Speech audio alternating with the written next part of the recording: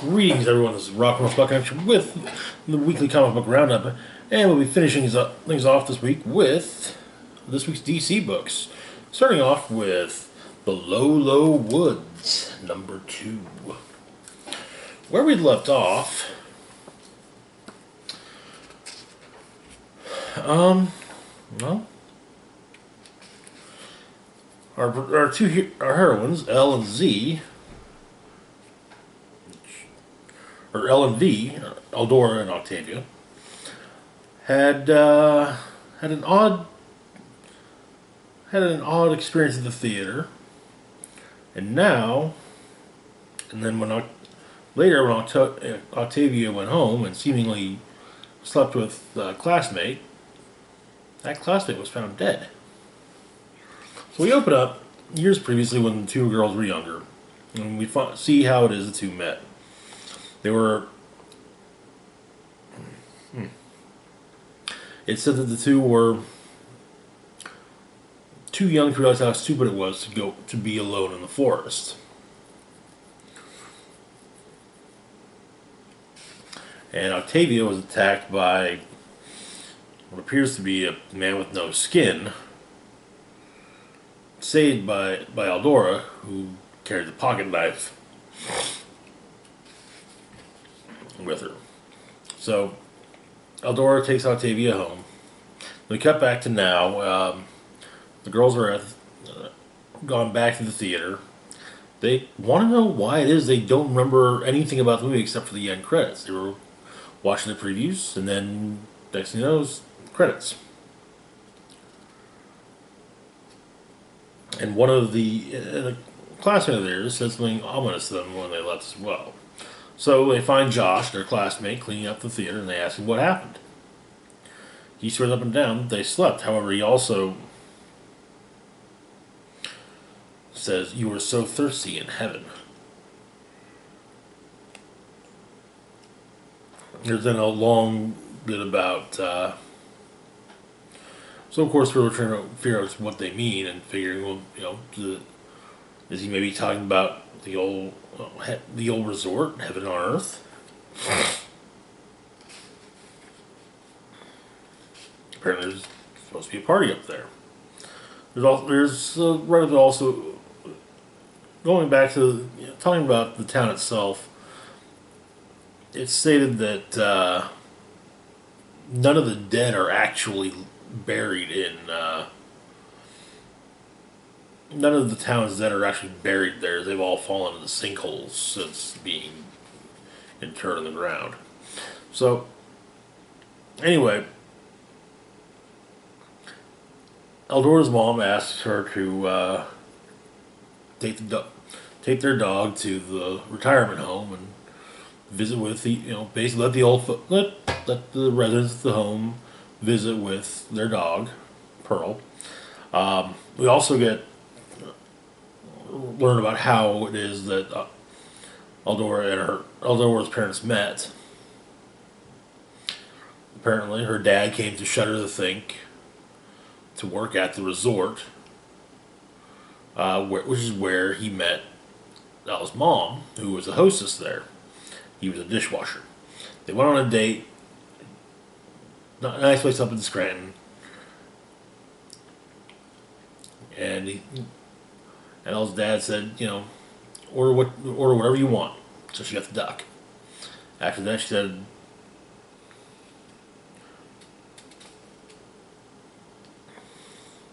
after she finished the duck, she could have anything else she wanted. So she ordered a second duck.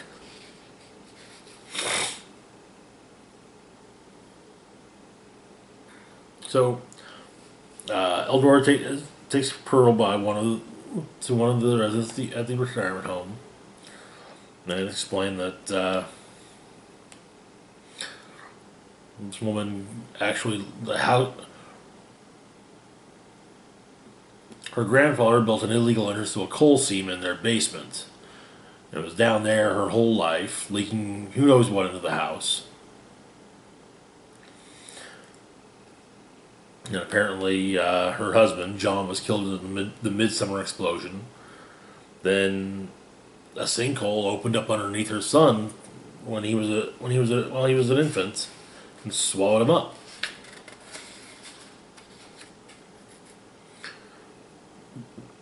And she begged the whole to take her as well, but she says that sometimes she thinks that she survived just to show the Cole that she could. So L and V eventually make their way separately to a party up at Heaven on Earth. V does some exploring and finds and she notices she's seen some really weird bioluminescent blue mushrooms, and so she takes a sample of one.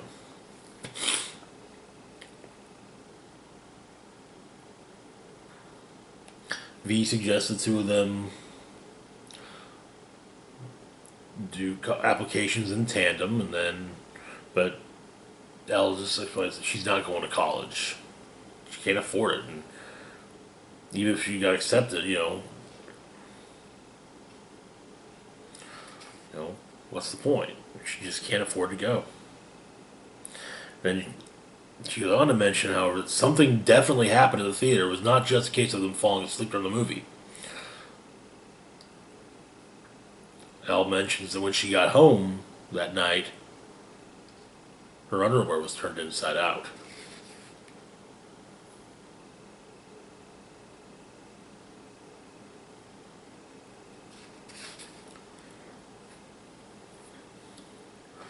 V calls her a liar, and L tries to, let tries to convince V to go home, to be taken home by her. But instead, V goes into the woods, and it appears L is following.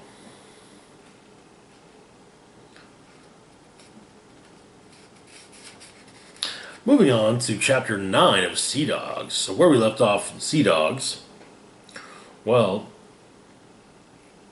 the werewolf had finally appeared, going after 3 sailors on the forecastle of the HMS Havoc, all of whom were enjoying as the summary puts it, the ill-gotten gains of a blackmail scheme.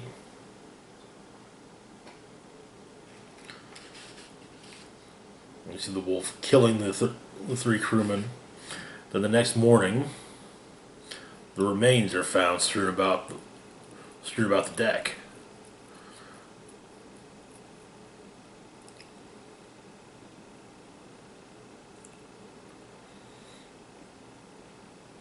Doctor is called, and of course the doctor is called. There's been a dreadful slaughter on the forecastle.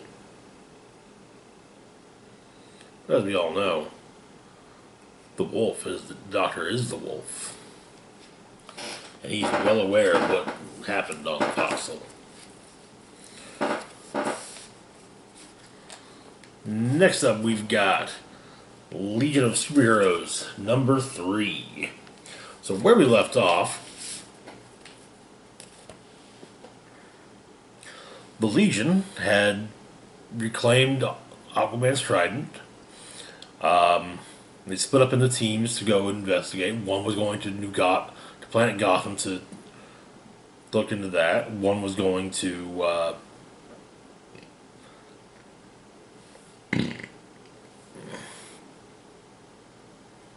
and one went out to Rimbor to investigate as well. Though the planet Rimbor is the home of Legion member Ultra Boy, whose father is a warlord on the planet. So we begin with Dawnstar talking about her connection to what would be Old Earth.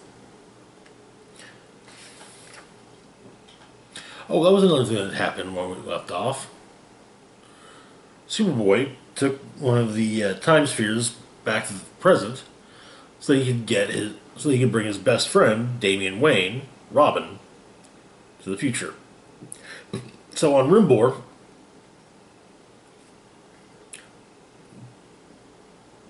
General Na is not happy about the fact that his son is a member of the Legion of Superheroes, nor that he doesn't have Aquaman's trident at the moment. So, Superboy tells Robin what he can about the Legion on the way, and the two arrive. However, something in the air isn't agreeing with Robin.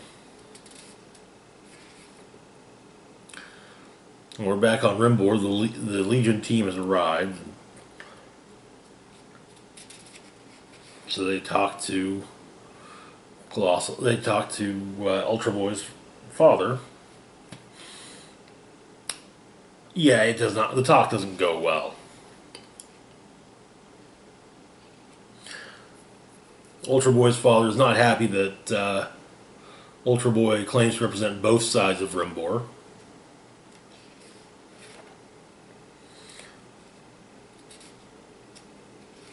And then Mon-El manages to knock out Ultra Boy's father,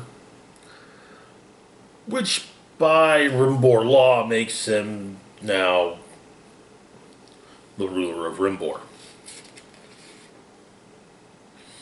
On planet Gotham, the other team arrives to interrogate Mordru. And so, Saturn Girl attempts to do so. However, Mordru does figure out what's actually going on and puts a nightmare in her head just so, for her trouble.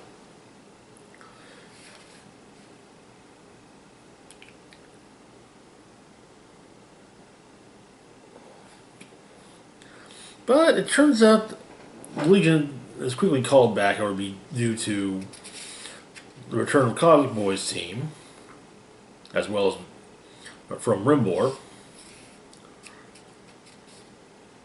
and the fact that Superboy has brought Robin to the present, or to the future, which does not bode. And apparently something... Damian is fated to do something very, very bad. And so Saturn Girl wipes his memory of his experience and returns him to the present. And they finally they basically stop Superboy along and say, hey, we've been practically begging you to watch this orientation thing we put together. So, go watch it. We'll take care of this.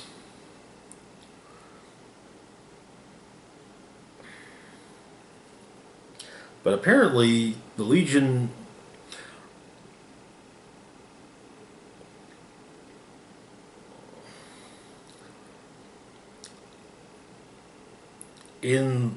by the time of the Legion's future, like I said, Damian Wayne has done something really, really terrible. That comparing him to Baby Hitler is not entirely out of line.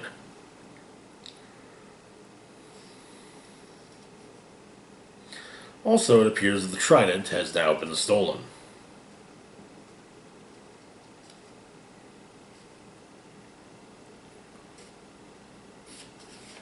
And that's where the issue ends.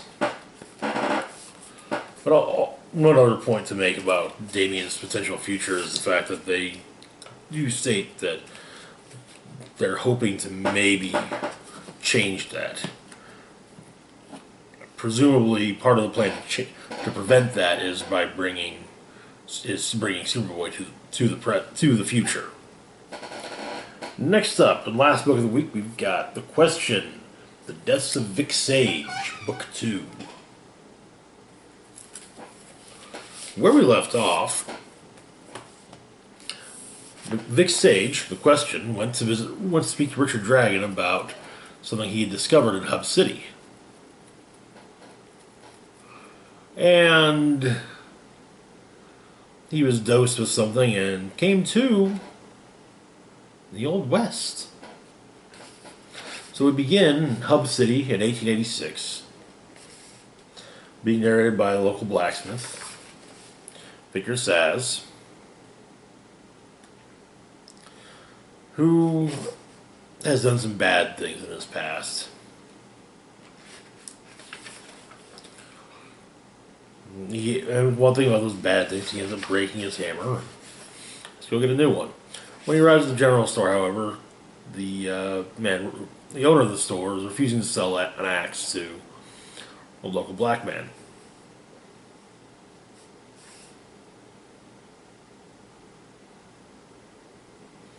So Saz buys the axe as well and gives it to the initial.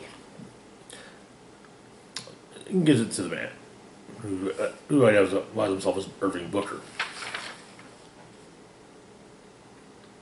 Booker's not convinced that there are good people, but, well, says to him, you see one, let me know.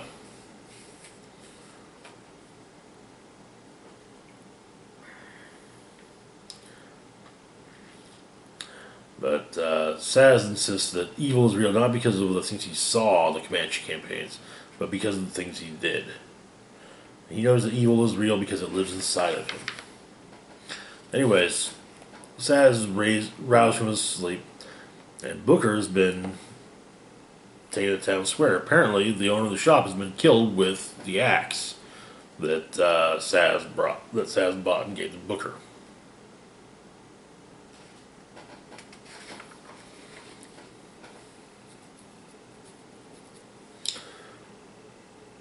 So Victor goes and grabs it, puts on his cavalry gear, and stops the hanging of Booker. Booker, Saz, and his wife then try to attempt to leave Hub City. However, with the local priest insisting that Saz also be killed for being an evil man.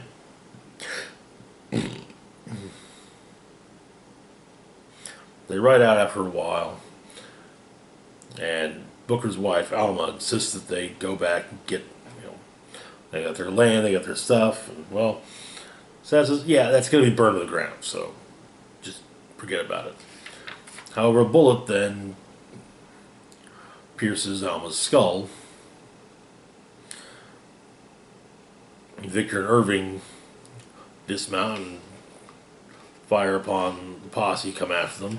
Booker gets taken down,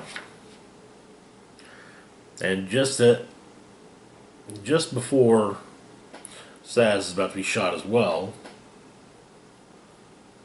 the sheriff meets his end, courtesy of an arrow to the head. A young native girl rides out on horseback, firing arrows into the rest of the posse. Now, only one other gets hit with the arrows, but the priest takes the remainder back to town. And then Victor himself is hit with an arrow. Comes to and sees a cave painting of something similar to what he just went through. Or sees a cave painting of what he's done.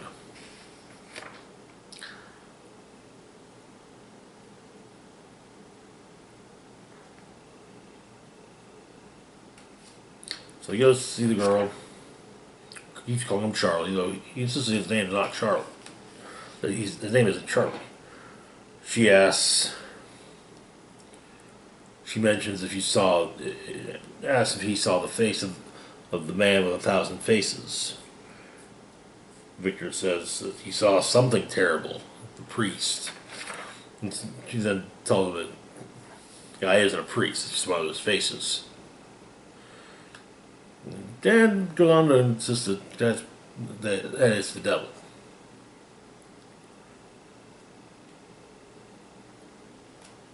But it turns out maybe he is the man that she's been looking for all along. After all, Victor's full name is Charles Victor Saz. But she gives him a mask to wear, a mask that completely obscures his face, but has no facial features of its own. And so he walks back towards town,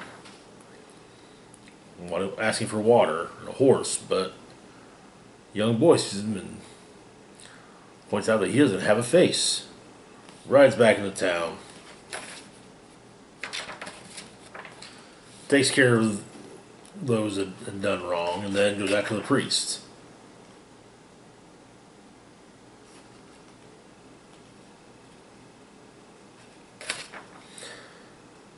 He finds the same chamber that the question found in the present. Down at the bottom is Irving, only it's not actually Irving. It's the man with 1,000 faces, claiming he is everyone, as he shoots Charles Vic Sage in the head. Then cut to Hub City, 1941. Man wakes up from a dream that was not a dream. But maybe, however, this is the dream. He writes down, man with no face, man with 1,000 faces, followed by question marks.